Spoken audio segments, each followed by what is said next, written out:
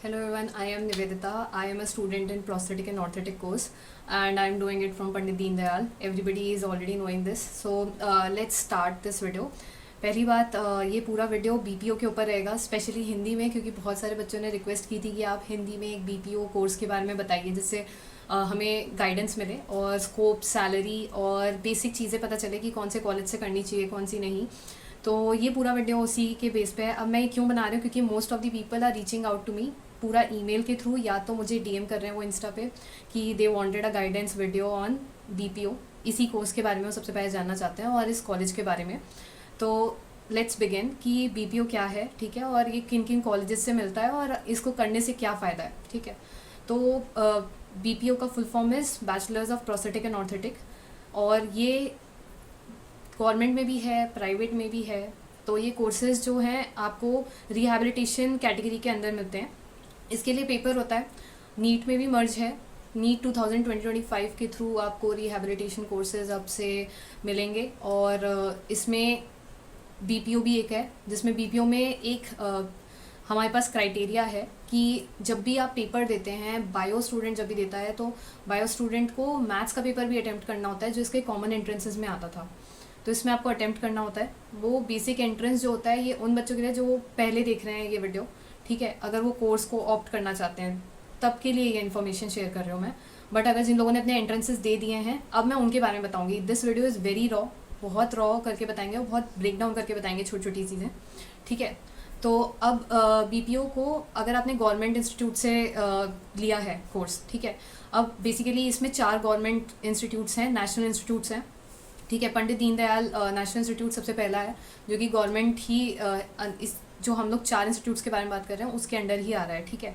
तो इसमें SVNRIT आता है, इसमें NILD कोलकाता का कॉलेज आता है, इसमें पंडित दीनदयाल आता है जो नेशनल इंस्टीट्यूट अभी हमने बात की। फिर एक और है जिसको हम बोलते हैं NIEPD, वो आता है। तो ये चारों इंस्टीट्यूट गवर्नमेंट इंस्टीट्यूट्स हैं और ये चारों प्रोस्थेटिक एंड ऑर्थोटिक के कोर्स देते हैं। ये बैचलर भी देते हैं और मास्टर्स भी देते हैं। Most of them having masters as well. तो अब इसमें जब आप कोर्स लेते हो, आपको ये देखना है कि इस पर्टिकुलर कॉलेज में प्लेसमेंट्स क्या हैं, ठीक है। अगर आप कोर्स लेते हैं तो आपको पता चल जाता है कि वहाँ पे प्लेसमेंट्स आते हैं कि नहीं। ये आप अपने डायरेक्ट सीनियर्स, या जब आप कॉलेज में ओरिएंटेशन के लिए जाते हैं, या जब भी आप अपने काउंसलिंग के लिए जाते हैं, तब आप पूछ सकते हैं टीचर से कि यहाँ पे प्लेसमेंट्स होते हैं क्या, ठीक है। पहली चीज़ ये कि आप प्लेसमेंट से पता करिए कि प्लेसमेंट सेल्स में आपके कोर्स के लिए कौन सी कंपनीज, मतलब अगर नहीं भी पता है कि कौन सी आती हैं, पर ये पता कर लीजिए कि प्लेसमेंट्स में कंपनियाँ आती हैं। दूसरी बड़ी चीज़ कि जो लोग ये जानना चाहते थे कि इस कोर्स को शुरू कैसे करें, क्या मतलब कुछ उन्हें समझ में नहीं आ रहा है, ठीक है। पहली बात, रिहैबिलिटेशन में जब आप आते हैं तो ये मत सोचिए कि रिहैबिलिटेशन में हमारा जो काम है वो अलग है, ठीक है।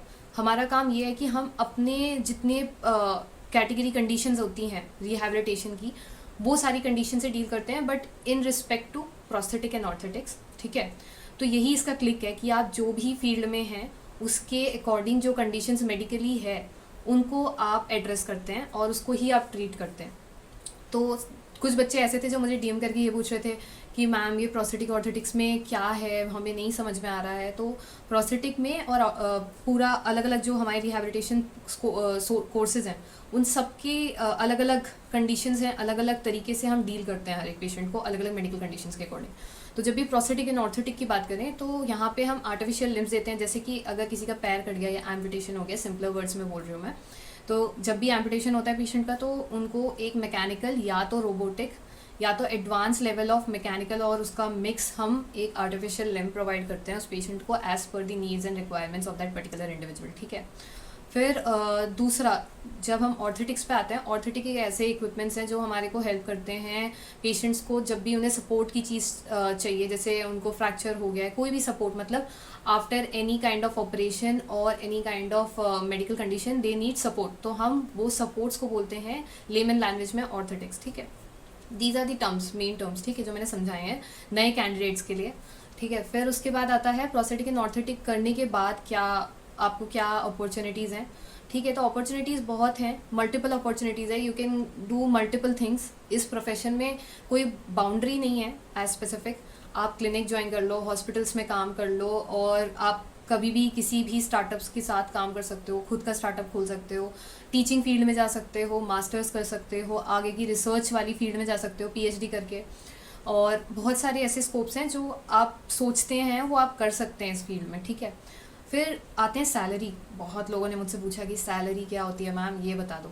देखो, मैं हर एक कंपनी के बारे में या हर एक क्लिनिक उसके हिसाब से नहीं बताऊंगी, मैं प्लेसमेंट्स के हिसाब से बताऊंगी कि कॉलेज में जब प्लेसमेंट्स आता है तो कंपनी क्या पैकेजेस के साथ आती है, या एक बेसिक पैकेज क्या होता है। जैसे बीटेक करते हैं 4 साल का तो कितना पैकेज आता है आपको पता होगा, ठीक है। वैसे ही एक इधर पे एक पैकेज होता है जो एक हर एक कंपनी एक फ्रेशर के बच्चे के लिए मार्किंग्स डालती है कि इतना वो पे देंगे, ठीक है। तो जब आप इंटर्नशिप कंप्लीट कर लोगे, इस कोर्स को कंप्लीट करने के बाद आपको एक पे जो आती है प्लेसमेंट सेल के थ्रू, वो 30 to 35 के अराउंड होती है। और अगर वो कंपनी अभी ऐसे लोगों को देख रही है जो थोड़ा सा अच्छा परफॉर्म कर रहे हैं, if they are ready to do, तो उसकी मार्जिन 30 to 40 चली जाती है, ठीक है। तो दिस इज़ दी सैलरी जो कि एक फ्रेशर को मिलती है। I know it's little bit less, मतलब मुझे पता है कि ये कम है, बट एज अ फ्रेशर ये इतना ही अभी तक हमने सुना है, ठीक है। This is not like fixed कि यही होगी।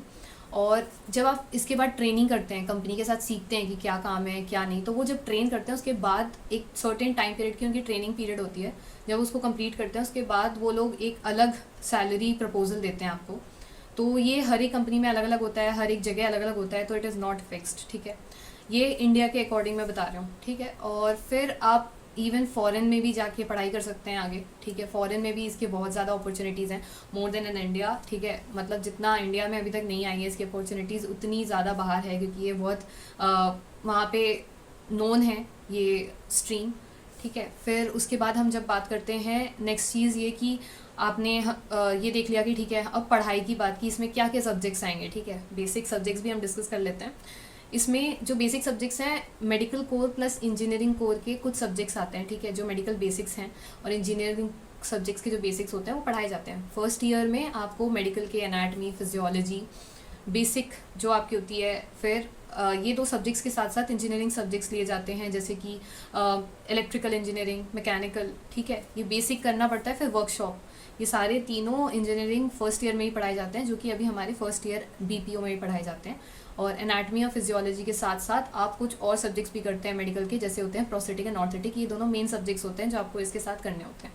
फिर वहीं पे हम सेकेंड ईयर में आते हैं, वहाँ पे भी आपको कुछ मेडिकल कोर्सेज, और फिर आगे हर ईयर में मेडिकल कोर्स और कुछ इंजीनियरिंग कोर्स ऐड अप होते जाते हैं।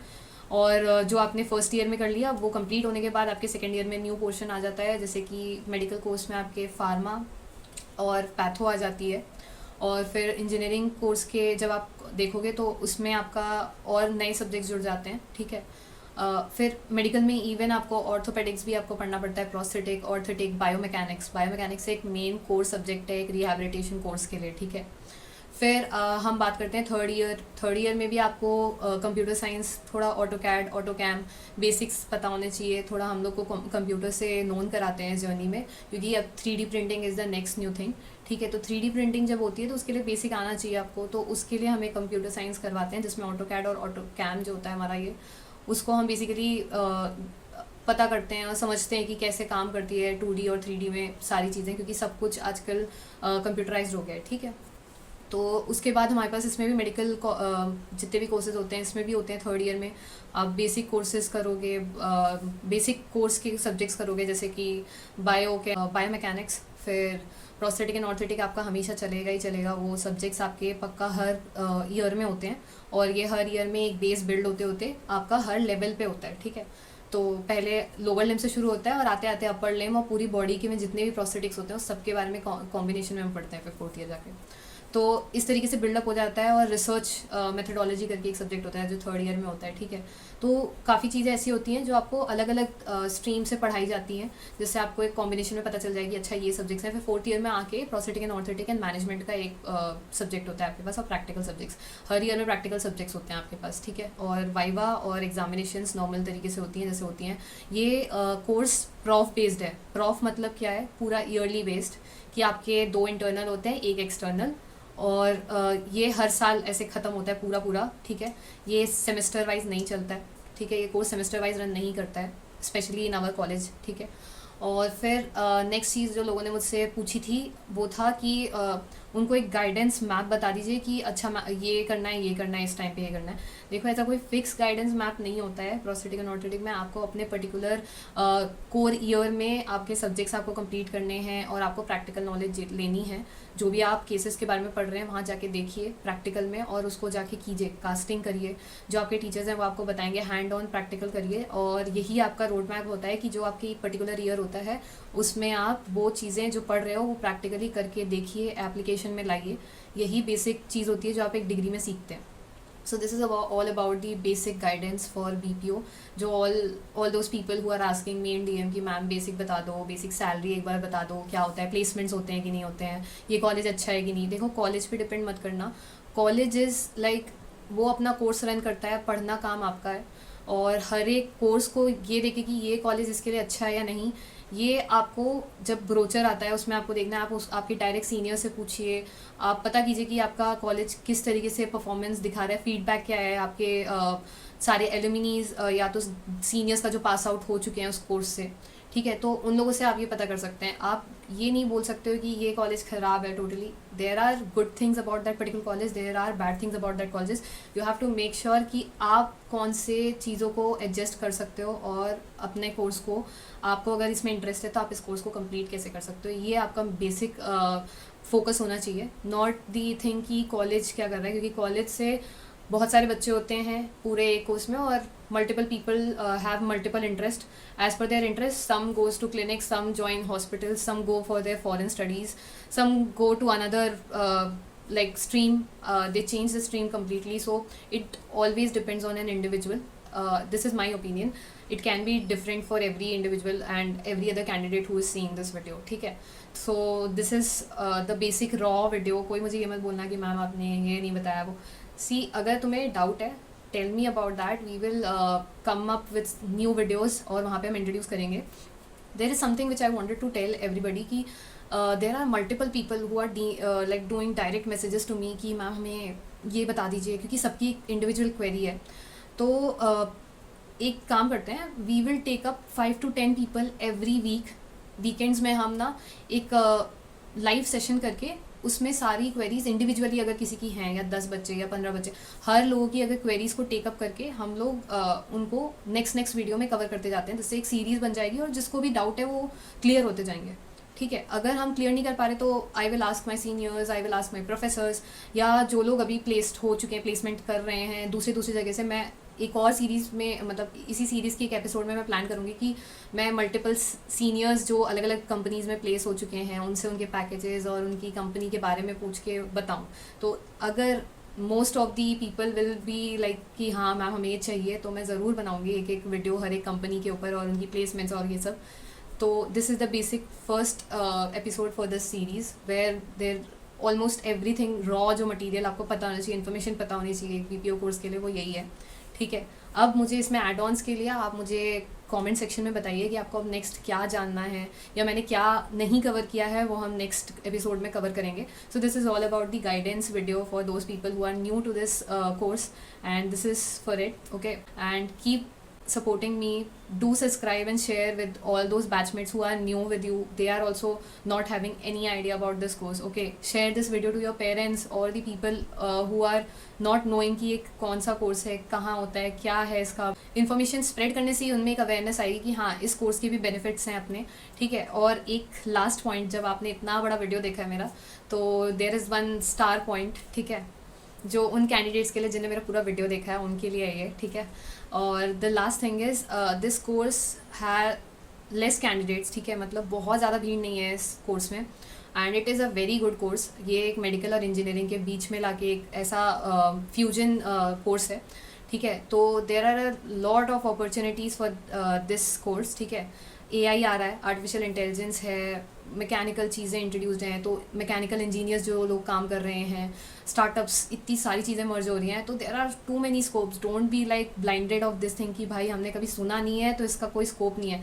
आप लोग के लिए यही स्टार पॉइंट है जो लोगों ने लास्ट तक वीडियो देखा है कि जहाँ पे कैंडिडेट्स कम होते हैं वहाँ पे कंपटीशन कम होता है, और जहाँ कंपटीशन कम होता है वहाँ जीतने के चांसेस ज़्यादा होते हैं। So make sure you are making right decisions while thinking of this course, ठीक है। तो thank you so much for watching till the end. And आगे मुझे बताइएगा ज़रूर कि आप लोग को कौन सा वीडियो चाहिए या कौन सा नेक्स्ट आपका टॉपिक होने वाला है, ठीक है।